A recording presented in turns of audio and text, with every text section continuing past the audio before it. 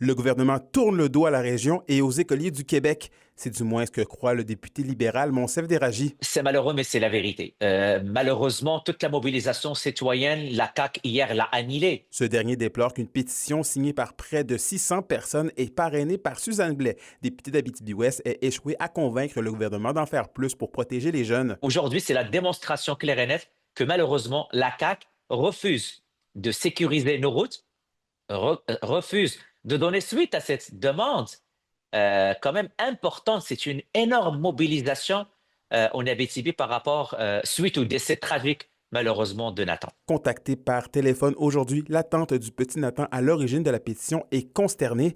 Elle qui affirme ne pas avoir été contactée par les équipes du gouvernement et d'avoir appris la nouvelle dans les médias. Il y a une déception aussi au niveau du fait qu'ils ont tous porté le ruban Nathan de façon très publique. Ça avait l'air quasiment juste un stunt politique là, parce que quand c'est le temps de prendre des actions, finalement, ils ont en plus c'est eux qui sont au pouvoir. Fait qu'il y avait le pouvoir, même sans pétition, de changer les choses.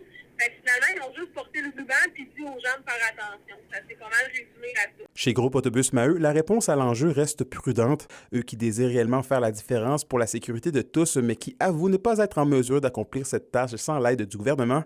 De son côté, Monsef Déragi ne compte pas baisser les bras. La CAQ les a laissés tomber. Il y a 3 députés dans la région.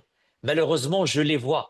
Ils essayent de faire ce qu'ils peuvent, de ramener beaucoup de pétitions à l'Assemblée nationale. Mais malheureusement, François Legault ne les écoute pas. François Legault a tourné le dos à la région de l'Abitibi, mais moi, je vais continuer à me lever pour l'enjeu de la sécurité routière, mais surtout, honorer la mémoire de Nathan. Même son de cloche pour Rosemary Paradis. Elle nous confirme que le combat à la mémoire de Nathan se poursuit. Elle travaille présentement à mettre sur pied une coalition avec les partis d'opposition et divers organismes pour que l'histoire tragique de son neveu ne tombe pas aux oubliettes.